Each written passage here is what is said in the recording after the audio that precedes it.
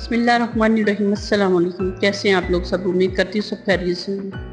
اللہ تعالیٰ آپ سب کو اپنے حفظ و امان میں رکھے۔ آج میں بنا رہی ہوں بیف بریانی۔ بیف بریانی کی یہ ریسیپی بالکل ہی ڈیفرینٹ ریسیپی ہے، بہت مزیدار بن کے تیار ہوتی ہے۔ تو چلو پھر شروع کرتے ہیں۔ 1 kg میں نے گوشت لیا ہے، ہڈی والا گوشت ہے، اس کو میں نے دھو کے صاف کر لیا ہے۔ اب اس میں ڈالیں گے ٹماٹر۔ اب اس میں جائے گا 1 کپ براؤن پیاز، 1 لہسن، 1 چمچ نمک کی، 1 چمچ کٹی ہوئی لال مرچ۔ اب اس میں ڈالوں گی 1 چمچ زیرہ پاؤڈر، 1 چمچ چاٹ مسالہ، 1 چمچ دھنیا پاؤڈر۔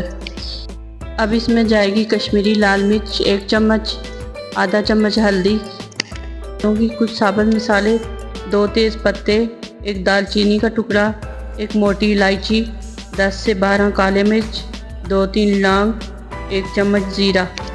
اب اس میں جائے گا ادرک لہسن کا پیسٹ 2 چمچ، فریش کٹا ہوا دھنیا۔ اس کے بعد اس میں ڈالوں گی 1 کپ آئل۔ اب اس میں 2 کپ پانی ایڈ کر کے اس کو اچھے سے مکس کر لیں گے۔ اس کے بعد ڈھکن لگا کے 25 منٹ کے لیے اس کو پکنے کے لیے رکھ دوں گی۔ 25 منٹ کے بعد گوشت ہمارا بالکل گل کے تیار ہو گیا ہے۔ اب جو باقی مسالے ہیں وہ اس میں ایڈ کر کے 4 سے 5 منٹ میں اس کو چولہے پہ پکا لوں گی۔ سب سے پہلے اس میں ڈالوں گی بریانی مسالہ، اس کے ساتھ ہی 4 سے 5 کٹی ہوئی ہری مرچ ڈالوں گی۔ اب اس کو میں مکس کر کے 4-5 منٹ کے لیے پکا لوں گی۔ اب ایک پتیلے میں پانی لے کے چاول بوائل کر لیں گے۔ سب سے پہلے اس میں ڈالیں گے 1 چمچ نمک، 2 تیز پتے، 3 سے 4 لونگ، 1 چمچ کالے مرچ، 1 چمچ زیرہ۔ چاول میں نے بوائل کر کے آدھے چاول میں نے نکال لیے ہیں۔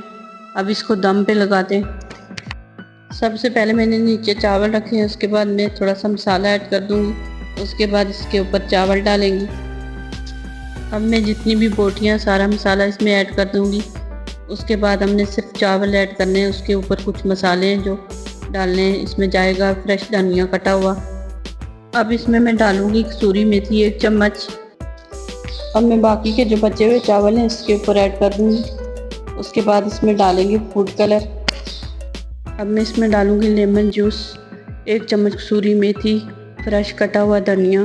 اس کے بعد میں فوڈ کلر ایڈ کروں گی۔ میں اس میں green colour, shocking pink, orange colour add کر رہی ہوں۔ آپ اپنی چوائس کا کوئی بھی کلر ایڈ کر سکتے ہیں۔ اب اس کو دم پہ لگا لیں گے۔ 20 منٹ دم پہ لگانے کے بعد ہماری بریانی بن کے تیار ہے۔ اس کے ساتھ ہی میں اجازت چاہوں گی۔ ملتے ہیں ایک نئی ریسیپی کے ساتھ۔ اللہ حافظ۔